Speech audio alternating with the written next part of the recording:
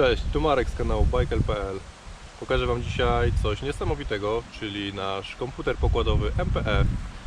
Serducho komputera MPE siedzi tutaj w środku, czyli w skrzynce z elektroniką. To jest płyta główna, do której podłączone jest całe okablowanie i wszystkie czujniki rozmieszczone po rowerze są do niego podłączone.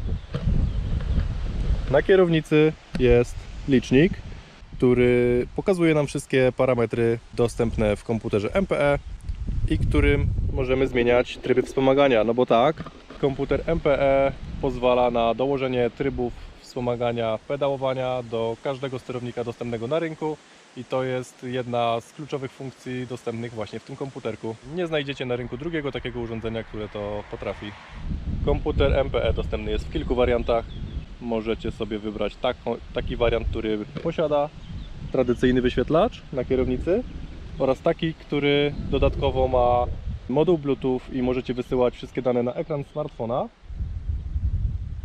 Tutaj są wszystkie te same dane wyprowadzone, które są na tradycyjnym wyświetlaczu, a można taką zrobić wersję, że jest tylko wyświetlacz w postaci smartfona, nie ma w ogóle wyświetlacza na kierownicy na stałe i wyjmujemy sobie smartfon tylko wtedy, kiedy tego potrzebujemy. Tak to mniej więcej wtedy wygląda. Smartfon jest w uchwycie na kierownicy. Możemy z niego zmieniać tryby wspomagania, a możemy też podłączyć jakiekolwiek przyciski i zmieniać tryby wspomagania sobie z przycisków. Na smartfonie oprócz prędkości i dystansów możemy zobaczyć również poziom naładowania baterii, temperaturę, jak daleko jeszcze przejedziemy. Możemy zmieniać tryby wspomagania. Widać wszystkie dystanse, prędkości, parametry elektryczne, temperatury, pojemność baterii. Także sami widzicie, że jest tego naprawdę bardzo dużo. Wzięliśmy nasz komputer MP na wycieczkę pod taką wielką górę, żeby zobaczyć, jak się sprawuje na trybie wspomagania pedałowania. Ja mam dwójkę. Ania jedzie na dwójce, ale ona ma motorek w tyłku. Ja mam czwórkę. Czwórkę mam ustawioną na 500 W.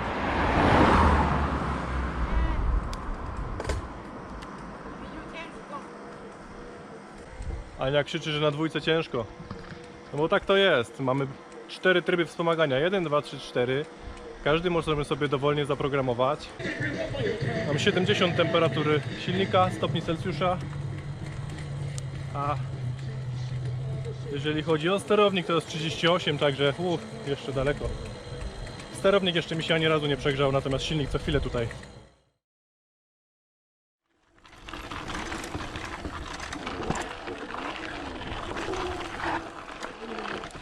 Silnik mi się właśnie przegrzał! Czekaj!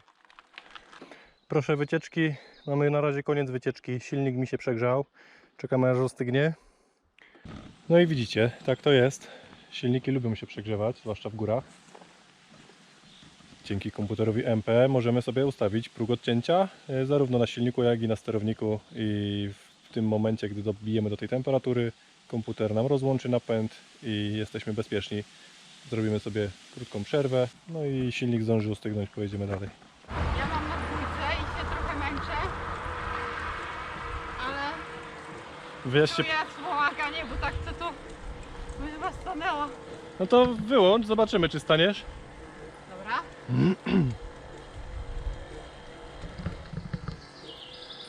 Nie masz? Nie mam. Ania jedzie bez wspomagania, zobaczymy, ile da radę. O, jest. A ja cały czas na czwórce. O, temperatura silnika już 86 stopni. Dajesz? A nie! Ale jak?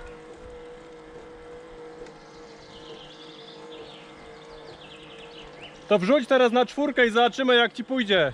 Dobra.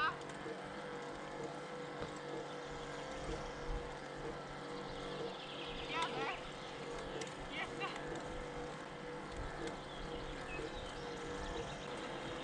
No proszę. Nawet cię wyprzedzę.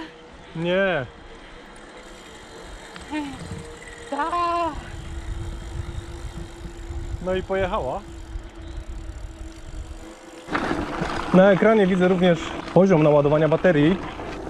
Mam 94% i w takich terenach, czyli pod takie górki, pokazuje mi, że zrobię 33 km jeszcze. No i cóż, Ja cały czas na 4. trybie wspomagania zasuwam. Obydwie ręce sztywno trzymają kierownicę.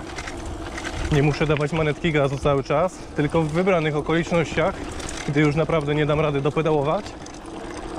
A tak sobie przyjemnie korzystam ze wspomagania. Zrobiliśmy 43 km po single trackach, tutaj w okolicy Świeradowa. Pokażę Wam trochę statystyk z jazdy. Ostatni odcinek był dosyć ostry, więc pokazuje mi, że zrobię jeszcze 10 km na baterii w takim tempie, a zostało mi 37% baterii i temperaturę silnika mam 59 stopni. Jak sobie trochę przewiniemy, no to widzimy, że średnia dzisiejsza prędkość to było 14 km na godzinę.